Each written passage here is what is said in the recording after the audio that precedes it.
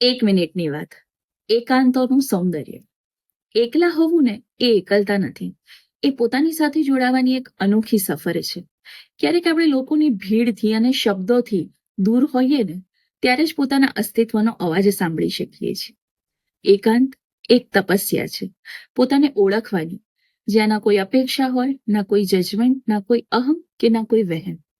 ક્યારેક એકાંત સુધી પહોંચવા માટે કેટલાક સંવાદો છોડી દેવા પડતા હોય છે, કેટલાક સંબંધોને થોડી વાર બાજુમાં મૂકી દેવા પડતા હોય છે, કારણ કે જ્યાં શબ્દો છે ને ત્યાં ઘોંઘાટ છે, અને જ્યાં આપણે એકલા છીએ ને ત્યાં શાંતિ છે અને ફક્ત આપણું સત્ય છે. એકાંત એ ભાગવાનું સ્થાન નથી, એ પોતાને પાછા મેળવવાનું સ્થાન છે. એકાંત એ શાંતિ છે જ્યાં ઉદાસીનતા નથી, ફક્ત પ્રેઝન્સ છે, પોતાની સાથે, પોતાના માટે.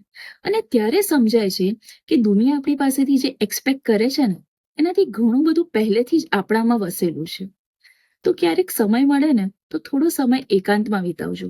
શું ખબર, કોઈ નવા જ વ્યક્તિને મળી લો. સહમત હો તો શેર કરજો. જય શ્રી કૃષ્ણ.